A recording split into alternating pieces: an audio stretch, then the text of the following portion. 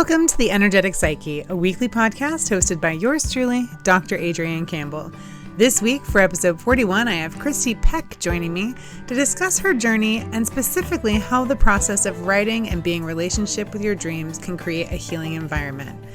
I hope you enjoy this week's episode. So welcome to the Energetic Psyche, a weekly podcast hosted by yours truly, Dr. Adrian Campbell. This week for episode 41, I have Kristi Peck joining me to discuss her journey and specifically how the process of writing and being in relationship with her dreams can help her create a healing environment. So a little bit about Kristi. Kristi is a visionary leader with over 30 years of experience in human-centered leadership, systemic change, and organizational development. As a teacher, mentor, intuitive coach, and thought partner, Kristi has dedicated her career to helping individuals and organizations unlock their full potential. Kristi, I am so excited to have you here tonight. It's so funny when you reached out to me and were interested in coming on the show. I was like, wow, like we have a lot of similarities in our background and like the areas we've worked. So I think this is going to be a good conversation. I'm excited. I'm very excited. Thank you so much for having me on. I know. And you know what? I usually don't do that. Like I usually just like bypass a lot of those requests. Like, and for some reason I was like, it just like came out of me, like almost like it leaped out and put me on the page. And I was like, whoa, did I just really do that? So I thought that was funny. Like funny to watch myself do that. So Spirit was like, do it. Yeah. Something else is guiding this conversation. So yeah, I love it. Well, cool. Like I said, so glad to have you here. And, you know, I would love to just start with kind of like a little bit about who you are, where you came from, and then, you know, just roll into like where things into everything. Yeah. All the things. Well, I started my career out as a teacher. I think at heart, I am a teacher. Mm-hmm. In fact, when I was a young mom and you would go on those field trips with your little kids with their preschool or whatever, and other parents would look at me because kids would need a wipe and I'd have it, and kids would need something and I'd have that, and parents needed something and I would have that. And other parents were like, what are you doing? And I go, oh, it's the teacher in me. And even so much as like when I would raise our family, it was always from that, we are here to teach and we are here to learn. And it's just that evolutionary spiral that just keeps happening. So I started out teaching, and then it sort of just kind of evolved into, I realized at some point, I think God has a bigger plan for me to like teach and educate on a different platform. But back in like 2014, I just was exhausted. I had a beautiful life. I had a career that was just exactly what I wanted. It was flexible. It was part-time. I was raising my 4 kids. We were all doing great. Everything was fun and exciting. And I was exhausted and felt like something was just like anchoring me into like being cranky. And didn't really know why.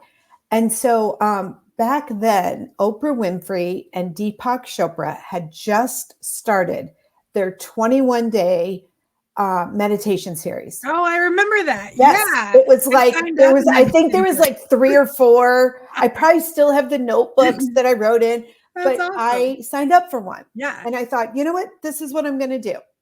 I was an avid worker, you know, I worked out, I ate well, I took care of myself in that way, loved life in that, you know, and so, okay, I'm going to jump into this.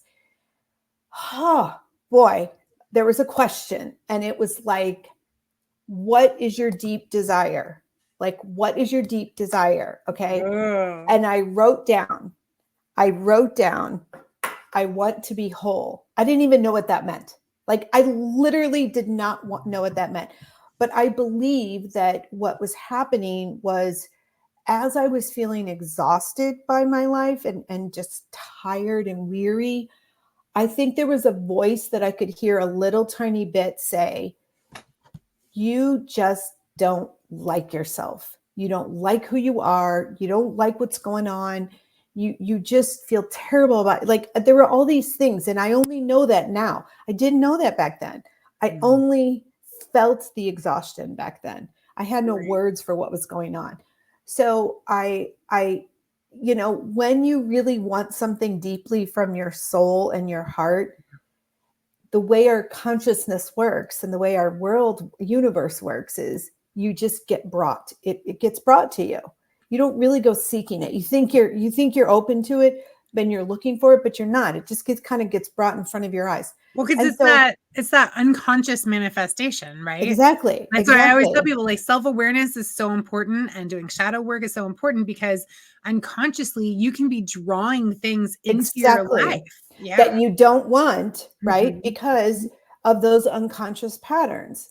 So I think because at the time that was such a soul desire, it wasn't based on, oh, I want to look like that person. I want to be successful in my career. It wasn't based on that. It was literally something so deep that like I said, I didn't even know what I was writing down. I didn't even know what whole meant. I mean, I know what a whole pizza is, right? But I don't know what any of that, I didn't know what that really meant for me. It just came out of me.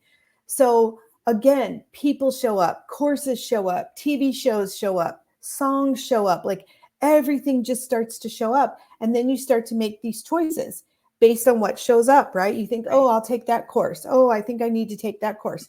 And I would always say, oh, I'm getting the sense I need to take this course. I'm getting the sense I need to go do this. I need to go travel here.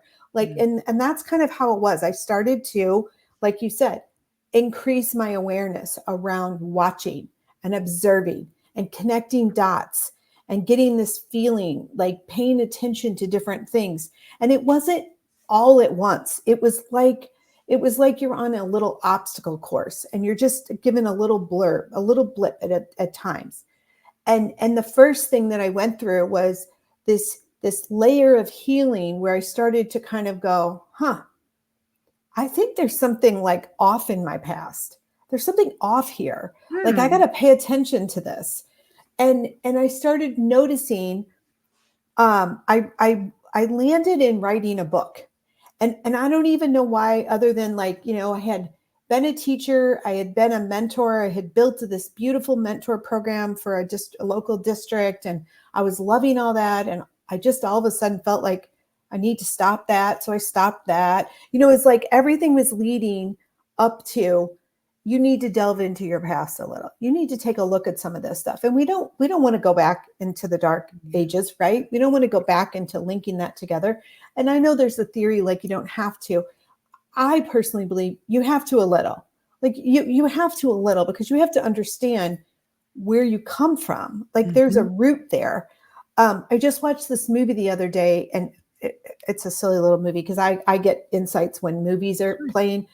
And the movie was talking about a tree and how, like, if something's not growing on the tree, or even like the flower, we tend to, in our universe, in our society, take care of the flower and the leaves. Right. And this character was saying, but if you dig underneath and really cultivate and self-care to the roots, the tree will begin to materialize again, and it'll grow.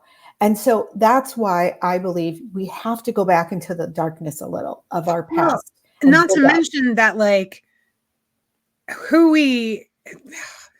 we come from, what we were surrounded by, especially developmentally, created who we are, right? Exactly. And so if there's something about yourself or your life that's not working out and you don't know why, chances are pretty freaking good that somewhere in your past, someone told you this is the way you're supposed to be living your life, or this is how you're supposed to behave, or this is what you're supposed to do. And even if they didn't say it outright, we observe these things through modeling. And again, they move into the unconscious mind, and then we just start behaving in that way without realizing where it comes from. So I completely agree with you. Yeah.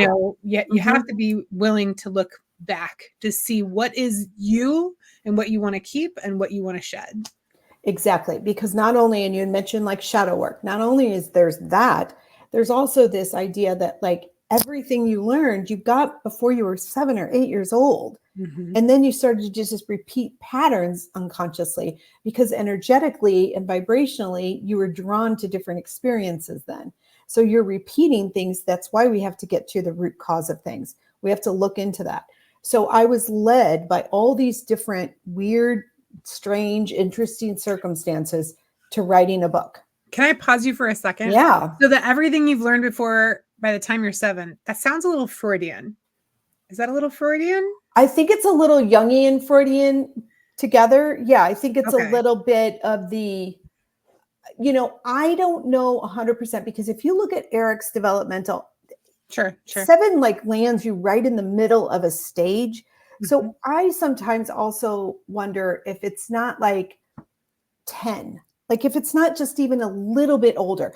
And I had a very significant experience when I was 17. Mm-hmm. Well, if you look at, again, developmental stages. Sure. So, I'm not 100% like, okay, that theory. I was just curious. So I studied Jung, right? That's my PhD comes from a Jungian institute.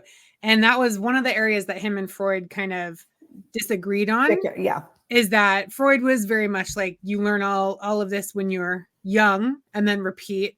And Jung was more like, yes, and we develop based on these multiple experiences throughout our lives. So I was just curious if that's where you pulled it from. But please continue. Yes, and yes. I think it's that the significant things happen and you get rooted. Sure. You get rooted in philosophy, belief, ideas, routine, just think about practice, where is our favorite music. Our favorite music usually comes from our time during high school. Right. And then you get into this next stage, which is at 10 to 17, which I think is even more critical because, again, you're just taking all that and now you're like, woo, let me apply it. Let me see if I really do like this. And then you're shedding, right? You're shedding some, you're keeping some, you're letting some things go. You're taking some things with you. I look at my own kids right now who range from 19 to 26, and some of what they do is what we used to do and is what we still do. And then some of what they do is they're completely on their own. They've developed their own style, their own interests, their own niche in some way. So I think there's various degrees of when we gather and when we have experiences, especially if you're older and you have something traumatic. That doesn't go all the way back to when you're 3 or 4 or 5. So I think that there are different layers to experiences that can happen for us.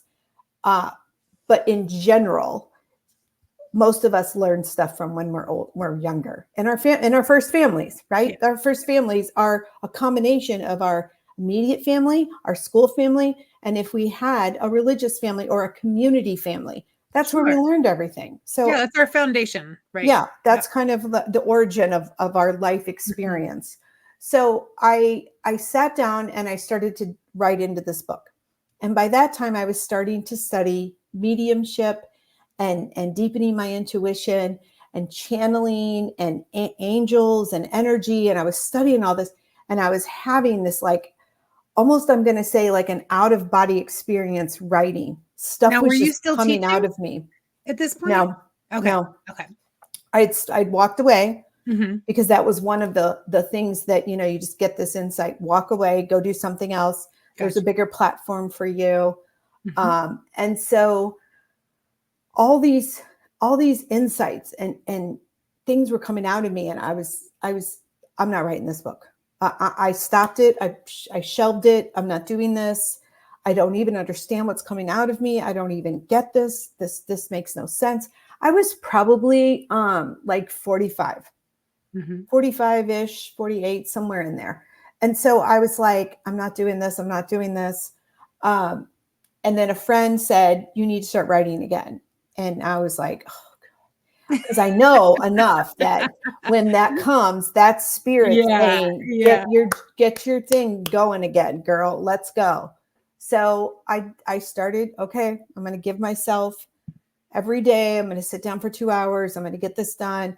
I would literally go to coffee shops to write just to get me out of my house. Yeah. And I'd put headphones on so people would think I was on my laptop listening to something.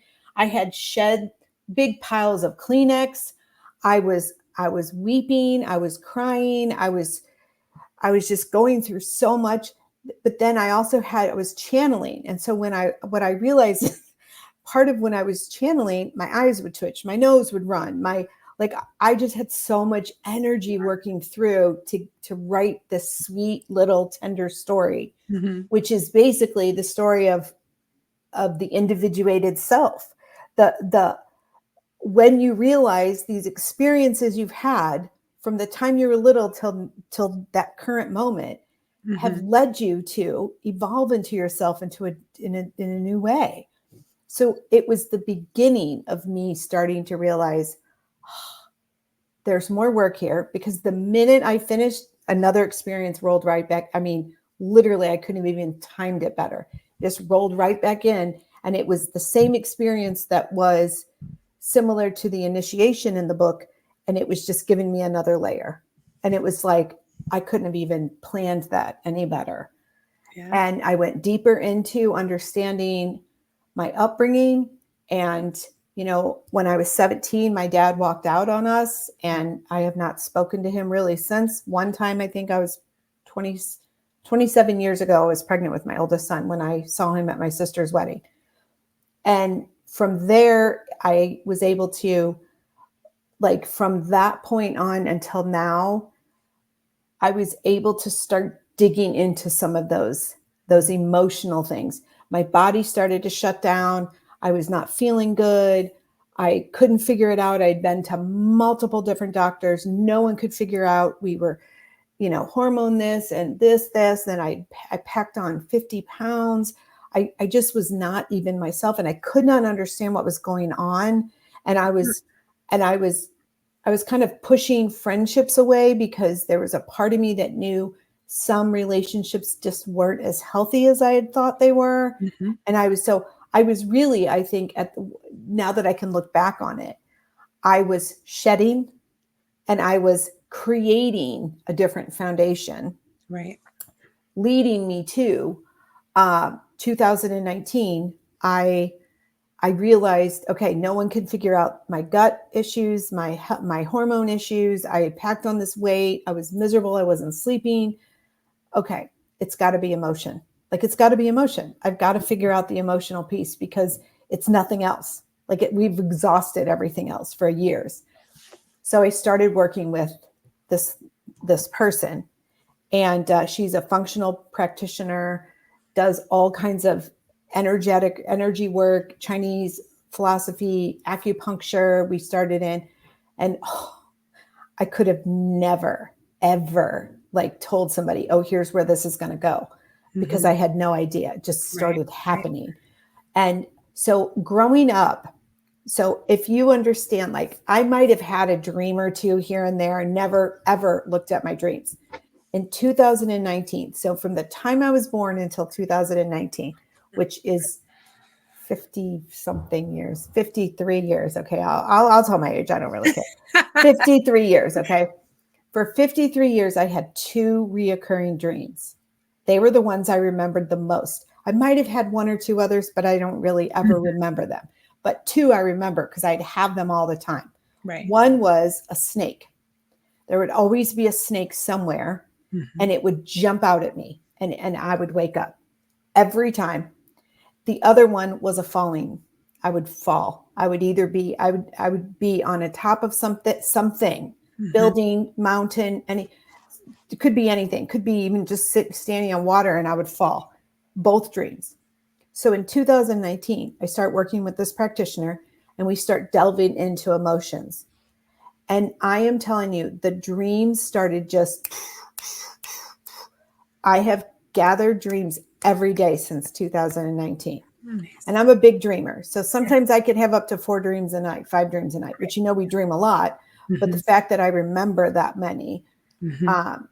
And so I started writing them out, because I started going, wow, they really are resembling how I'm feeling in my reality. And so at the time, I had a very tumultuous relationship with my mother. I did not really get along with my sister. I was pretty quiet with my brother. Again, had never spoken to my dad in 27 years, just don't even know where he lives, to be honest. It was gone. I have step siblings, and I have a stepdad, and I have other family, and there was just chaos and drama, and I was starting to see it clearly. Yeah. And I was starting to have memories that were coming about, where you'd wake up in the morning and you'd have a dream, But then all of a sudden I just take a piece of paper and just start writing. And like these stories were coming out of me from when I was little. I was having memories of when I was younger and certain circumstances that I could never, ever remember. I don't have a lot of memories from when I was younger. So the fact that just these experiences were kind of flooding out at me, very significant ones, like ones that I needed to take a look at. Now, were these experiences connected to the dreams, or did you see a At that point, I did not see a similarity. Gotcha. At that point, to me, it was just the dream and the experience that I could write about. Sure. It wasn't until like later that I can now go back and say, oh, it was the dream that was like allowing the other stuff to flood, you know, the emotional stuff that needed to come out of me. So I'm working in 2019 with this practitioner. And at the time we had my father-in-law come live with us. He had dementia. He was in his late stage of life, about a year left. So he came and lived with us. And that experience really blew up a lot of other stuff in with my mother and my family of origin. And like, there were moments that I was starting to see the situations and experiences coming out of me that I was just writing about and recalling were similar to the ones I was now experiencing with them. I could see clearly like how I was being treated and just different things. And I was just like, I was a hot mess. Like I was a hot flipping mess. So holidays roll around. They weren't the best. You know, your body really does allow you to release things, and it really does start. But I wasn't paying attention to my body yet because to me, my body was still numb. Like I was still really in my head. I was really in my thoughts. I was really trying to understand, like, it was like the beginning stages of seeing how my body was reacting to these things. Well, and that makes sense because most of us in Western society are in our heads and not in our bodies. Exactly. And so that is usually where it starts for most people, is in that space. And as you start to gain self-awareness, as you start to slow down and pay more attention, that's when you're able to get into the body more. And just get quiet and just watch and just look at it and observe. And I started to get curious and ask myself questions. Why do you feel that way? Why do you think she's doing that? Why do you think that was said? What was meant by that? Has this happened before? I've seen this happen before. Wait, this feels very familiar to me. I was doing that. I was like having this new relationship with myself, which is the process of individuation, is when you start to have this new relationship with yourself in a totally new, creative, curious way. And so that's what I was kind of cultivating. And so the holidays, we get through the holidays and time goes on, and then there's an episode. And so my parents were very young when they had us. They had 3 kids. I there's a lot to that. That's a whole other conversation for a whole other time. Right. You know, Dr. Gabor Mate's book fits it all. You know, any of that on traumatic upbringing of childhood, dysfunction. Yes, I got all the classics there.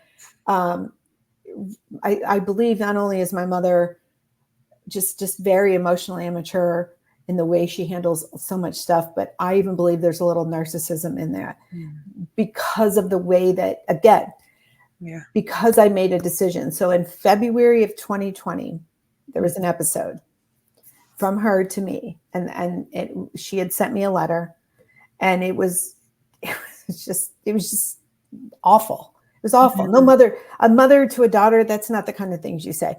But she had done something that I could not get past anymore. So I'm sitting in a coffee shop, the letter comes in. I just calmly, I'm going to try to show you how calmly, because I don't even know. I don't even remember. But my husband to this day will be like, you were so calm and quiet. But my mannerism just got very quiet. And I just looked at him and I said, I'm done.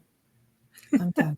So I only laugh because that's not even it's, so I show you that because I think people need to understand when your soul is making decisions, like I want to be whole and I'm done here, that there is some other faculty going on with yourself. Yeah.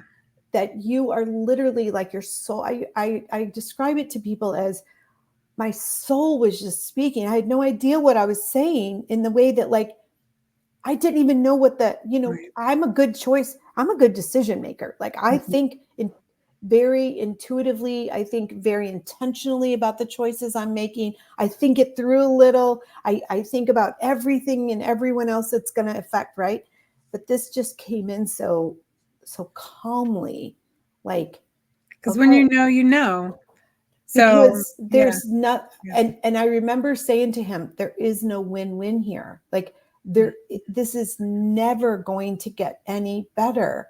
I have done this for years with her. I have been trying for so long with her, and with my family. Like, I've been going to everyone in my family. I've been talking to them. I've been trying to, I've been offering all my skill sets of mediumship and channeling and intuition, and let's heal this family. Let's talk these things out. Let's understand each other a little bit more. Let's get some help here. No, I cannot. And I have to also say that the moment that you decide for yourself that you deserve better is really a profound shift in your own consciousness. And again, I didn't know the word narcissism. I didn't even know what dysfunctional family. I mean, I joked about dysfunction, everybody does. Find the fun in dysfunction, right? But like, when I say to you that moment and that decision in that coffee shop, literally, I started getting like social media started bringing me, like, in the funniest ways, just people talking about things, and people talking about dysfunction, people talking about trauma, people talking about backgrounds. Movies were coming out that I was watching, and I was like, I couldn't even watch them. It would give me such a visceral experience because I had been through some of those feelings. I was starting to pay attention. Book ideas would just kind of land in my emails, where someone would be talking about a book, and I'm like, I think I need to read that book. And I'd go read it, and I'd be like, oh my God. And the most interesting thing is, a year before I made that decision, I had gone to an intuitive healer. I had read her book out of the blue, said I have to go visit her.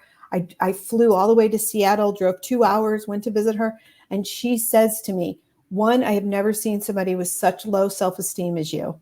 And she started crying. She felt, and I knew it. I knew that deep down. I was covering shit up. Sure. No one knew how lack of a self-confidence I had. Only I knew that. And I was even shutting that off. I was pretending.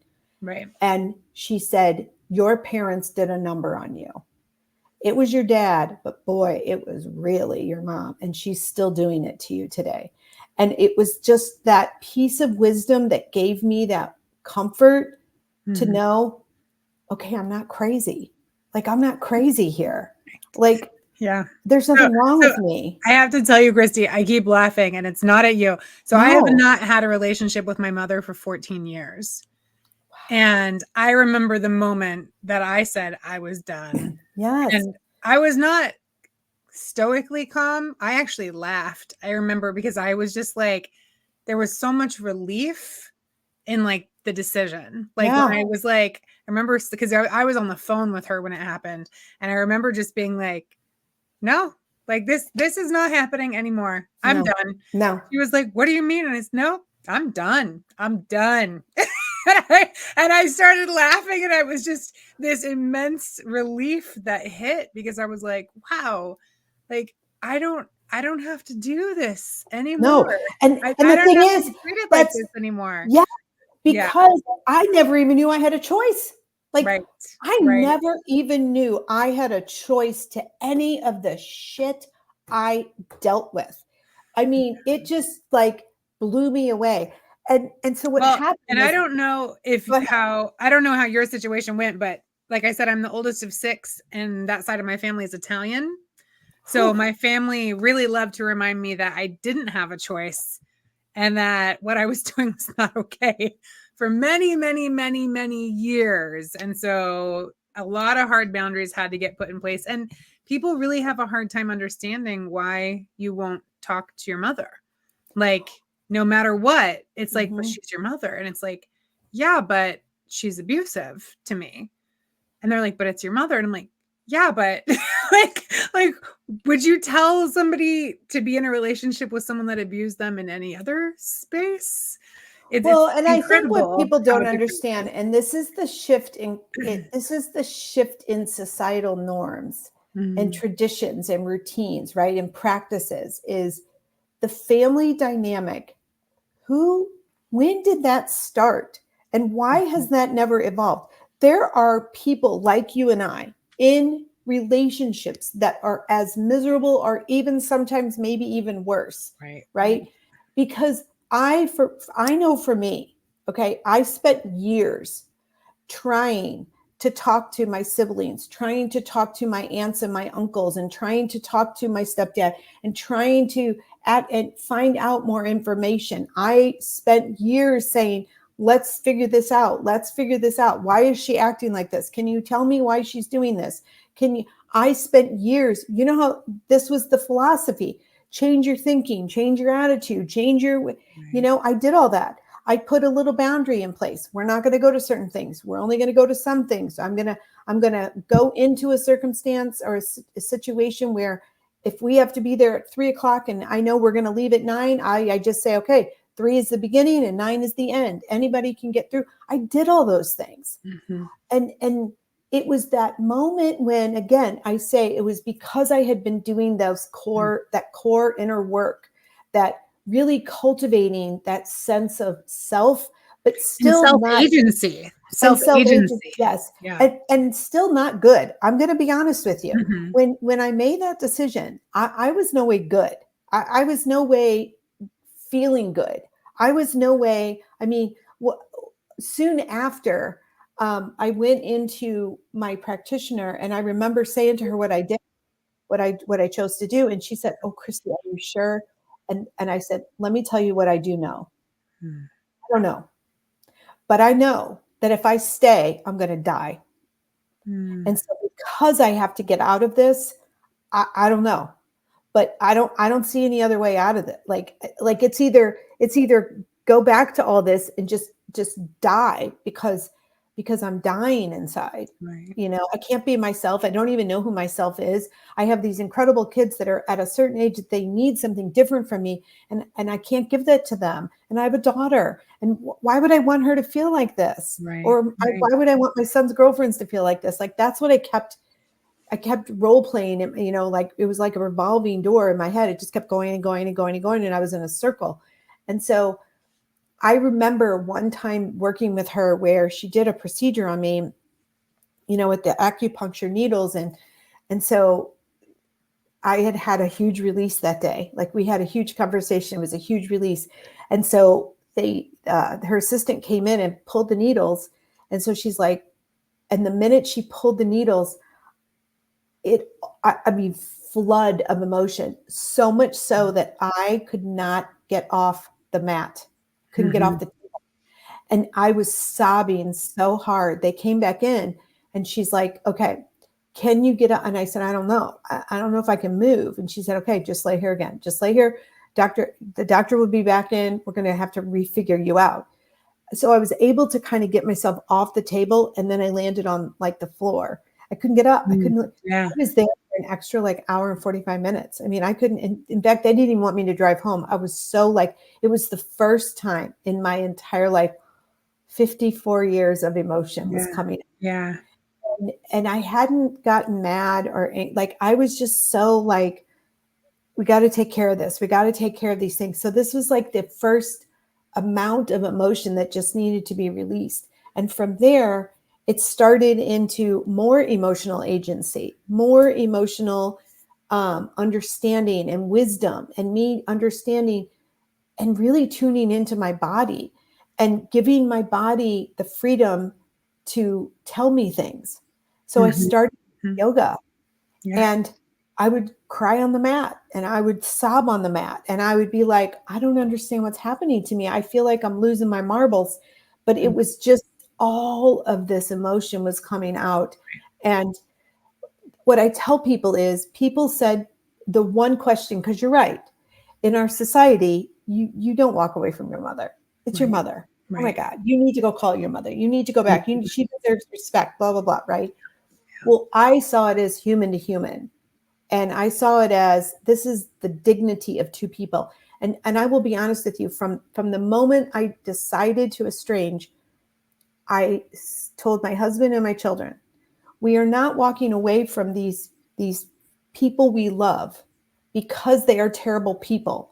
We are walking away from these people we love because their behaviors are not changing. Yes. And they are unwilling to change the behavior. My mom's sisters and brothers would not participate. So they would not. So when you said that you got the lashback or from, I didn't get anything. Oh, yay. I got two emails from different people. Yeah.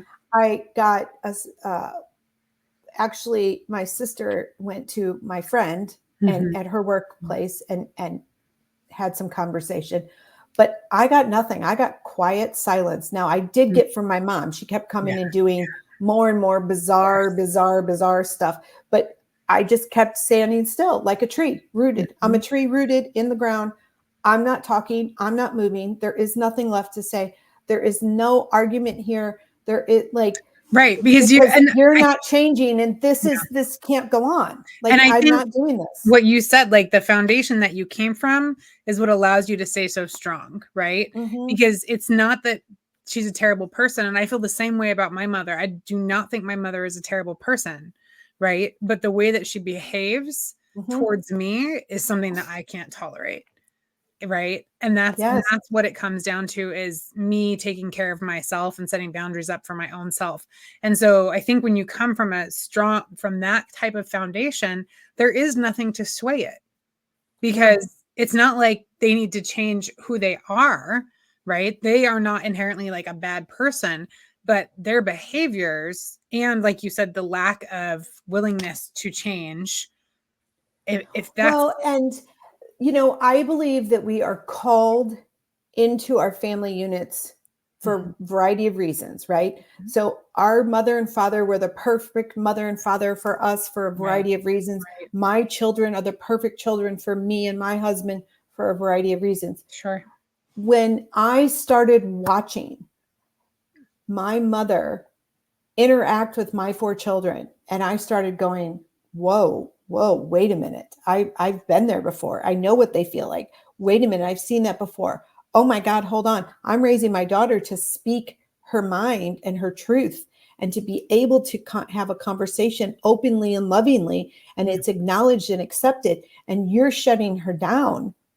Oh no. And it was like, I have to admit, like, it was probably 3 to 5 years of me noticing that. And again, shielding them from, oh, it's okay, Grandma Jess. Oh, it's okay, Grandma Jess. Oh, it's okay, Mom, you need to allow, Mom, you need to,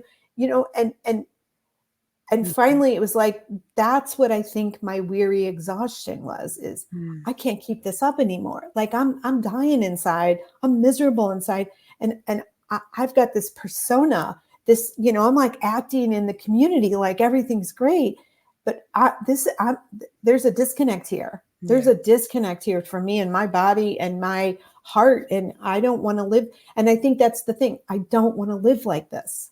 Right. This is not how we are raising our children. This is completely opposite. And I remember the day I sat my 4 kids down individually, because they were all different ages, and I explained what was going on. 1, they cried. And 2, they said, Mom, we know, we saw it. Like, we saw it. We just thought it was you and Grandma. Okay. And one of the things I said to them, and talk about a hard thing for a parent to admit, but I said, I am teaching you and supporting you and advocating for you to have healthy relationships. And I'm in the most unhealthy relationship ever. Yeah. Because it's not going anywhere. And it's just all the gaslighting and all the quietness and all the, not speaking to you for weeks because she don't like what you do and what you say and what your choices are, and the comments, and it was just like, enough, like just enough, like enough of this. I had had enough. And I think that's the key, is when you start to realize in your life experiences, I have had enough. because I need to turn that inward and figure out how I am enough. Mm-hmm. Because, and so it was a very interesting, and my decision was made during the 2020 pandemic. So it was this beautiful God-given moment for my family of my four kids and my husband and I to kind of be anchored in as a unit, because we just got really, really close and connected and strong. And we talked and talked and talked and, talked them off ledges and talked them out of, because we gave our kids the choice to decide what they wanted to do. Ultimately, they have decided to estrange as well because of her behavior. I mean, I couldn't have, again, I didn't do that. I didn't decide that for them. She did. Her behaviors just kept, along with everyone else in the family, not saying anything and not coming around and not helping the kids understand. And it was just, again, I was, so my work kind of opened. I had been coaching parents, and I had been helping people in their families with inclusion, and I'd been doing that kind of work. And all of a sudden, I just found a small organization who does coaching with Jungian philosophy, social neuroscience, and Eastern spirituality. Oh, and what organization? Creative Mind University. Oh, okay. Right on. Yeah. So I, again, could not have planned better timing, that I knew that I was in my mind, because I felt like I was working on my body. I was working on everything, but something was stuck in my head. Like, that's what I kept saying. Something's stuck in my head. Like, I keep going over this over and over again. And so I found them, and they, again, my studies, dream work, my studies for just understanding dynamics of people. And I've always had a philosophy. I mean, I've always had an interest in that. I've always, in my teaching and mentoring, knew developmental stuff, knew psychology of stuff, knew the behavior stuff. Like, I know all that kind of stuff, but it was just different to take it into the mind and really start to look at emotions in the mind and the body and how everything, and to learn how to use active imagination and to be able to kind of hypnotize another person and see the healing that can really take place. In my own journey, I was having that for me as well. Oh, so you do hypnosis in your practice as well? I don't call it hypnosis because you have to be trained for that. Right. But I use the process of active imagination, which can get into that deep work. Okay. It's a little different, but it can get into that deep healing work. So I know active imagination pretty well. And yeah. So I could see how somebody could use part of that to do work like that. Yeah. So I also took a mind-body course, and we used a lot of meditation and being able to go into those hypnotic states. I'm not trained as a hypnotist or in hypnosis, but I can help individuals. And again, I do it very intuitively too. So it's a lot of me holding space and then intuitively helping people get into those hypnotic states. Yeah. And I think in a lot of the spaces I've been in, we've called them like trance-like states. Yes. Yeah. Yes. Yes. And so that led me to where I am today. Cool. People have said to me, how do you know it was the right decision? And this is what I said: because my dreams told me. So in the very beginning, my dreams were very, very violent. They held a lot of the characters of like my dad and my mom and my sister and my brother, my aunts and uncles, my family, my grandmothers, like my grandfathers. Like, they held those characters, and they showed up pretty regularly, and they were very intense emotions. They were very violent kinds of physical stuff. And then I started to notice they started to take a turn. Right. And the characters started to shift, and there were different experiences. And then the dreams would start to, every once in a while, just give you like something very auspicious out of the blue that you're like, whoa, that felt very wild. And so as I started to look at those healing journeys with my dreams, and I have a daily practice cultivated where I get up every morning. I I write about my dreams. I journal them. I write letters to them. They write to, like, we just look at the symbolism. I just play with them. I mean, I just play. I have no one way I do it. I just sort of whatever comes naturally. And so I started to notice, wow, there are certain archetypes that are showing up for me here. There are certain characters now that show up pretty regularly. And the thing I noticed is in the beginning, the character of my mother was very violent and mean and not nice and very kind of disconnected, right? And as I went through this journey, she's now very calm. She's just very quiet. She's just there. I can almost feel the love energy there. And so that's been one wild thing. I sat down about a year ago and really did some writing.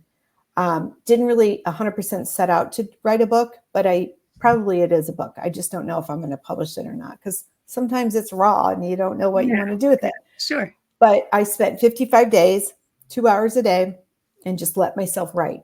And in that, I started remembering some dreams that would go in, and I had an experience, a healing experience, as I was writing about my dad and really like going over that experience of what that felt like for him to just leave me at the age of 17. And that was it.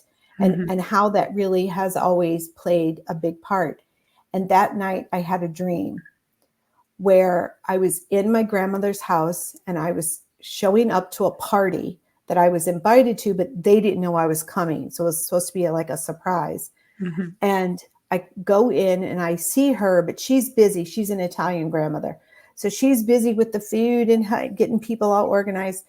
And I just smile. And then I turn and I see my dad. And I walk over to him and I give him a hug. But he doesn't hug me all the way because he has things in his hand. He has papers in one hand rolled up, and he has a cup in the other hand. And he doesn't know where to put them. So he keeps holding them. And we just look at each other. And then I walk away. And I knew in that moment, you could never have loved me because you can't put down what you have. You can't put down yours. You can't let go of your stuff. So you could never. I woke up that day, and again, the release of emotion, crying because the dream was so loving and kind. And that next day, I just wrote and wrote and wrote about deep understanding that we all have stuff. Everybody has stuff that they either choose consciously or unconsciously to put down, to let go of, to learn their lessons, to experience new ways. And that is how we evolve through a legacy of love. Oh, what a beautiful dream to have been shared with you. Yeah. Totally. That's gorgeous. What a gift. And again, I could have never planned for that. So if that dream was coming through, then I know I'm on the right track. And I'm a big believer in signs and symbols. And so number patterns, all that stuff. And I just keep getting them over and over. So that tells me you're on the right track. You're on the right track. You're on the right track. Right. Right. And it was just like between writing and working with my dreams, it's the thing I trust the most. I don't often even trust words in other books because it's coming from someone else. And how do I know if that's really, but the dream world and the stuff that I would write, that's where it's like I cultivated a whole new trust with myself. Yeah, of course. You're moving into relationship with the unconscious, which is connected to the collective unconscious. So it's one of those things where we're connecting inward, but by connecting inward, we're actually connecting to the greater whole around us as well. And so those 2 dreams that I told you I had reoccurring, they've never occurred again. So after my decision to estrange, I never have had them again. Oh my goodness. The snake, for the longest time, probably a couple years, because it's been 4.5, almost 5 years now. Yeah. So for about 2 or 3 years, the snake never came into a dream ever. Okay. Then the snake started occurring again, but the snake took on a different characterization. So the snake might slowly come up my leg. It might be a couple snakes. They were slowly coming in. Sometimes they would just be coming around. The other day I had one where the snake was actually kind of feeling scary but tickly at the same time. And I realized that's because you're balanced now. You get the concept of like the ego and this soul entity that's not connected, this higher self. Like you get all this. So the snakes now come and they don't scare me. They don't scare me like that. Like they're not coming after me. Right. That's the big shift. Right. They're there because again, snakes are symbolic of personal power, right? And what did I need is to advocate for my personal power and my personal choice. So Kristi, this is one heck of a journey that you've been on, and I appreciate you sharing all of this. It's crazy. Beautiful. Yeah, because there's always a good story. That's what I tell people. Oh, whenever you meet yeah. someone that's in this line of work, there's always a story. It doesn't just happen, right? Totally. So speaking of work, so what does your practice look like now? I know you said you've published one book. Published one book. I wrote another. I just don't know what I'm doing with it yet. It's okay. You know, there's a lot of personal raw stuff in there. Sure. And a lot of it was emotional. I'm not really 100% sure everyone needs to be reading that stuff. Yeah. But I do believe that there's a service to it. So it's kind of sitting there percolating. It's going to come out. I share my dreams regularly on social media sometimes. And I'm on Substack, so I write about that. Currently, I'm just working with individuals. I do more of looking at helping people with those unconscious patterns and taking a look at their life in terms of like relationships, whether it's like parent-child or, parents themselves or work relationships or business relationships, community relationships. It's taking a look at, empowering people to actually live their full potential. We have so much potential. It's so untapped. Yeah. And I think, instead of walking around complaining or being upset at our life or frustrated, why not take control and realize you have choice? And so a lot of my work is really around those types of themes and topics. I do a lot of dream work. That's probably my favorite thing to do is playing with people and too. Well, and also teaching people about their own intuition. I here's an example. The other day, my yoga teacher, this is how it just happens naturally. But she was like, "Oh, I read something on Instagram, but I can't remember what it is." And she said, "So I'll just do some." I said, "Stop. Intuitively, you can go into that." So I go, take a deep breath, and then intuitively go back to that moment where you looked at it. Tell us what you remember. And she did it, and she looked at me, and she was just like, "Wow, that was like really awesome."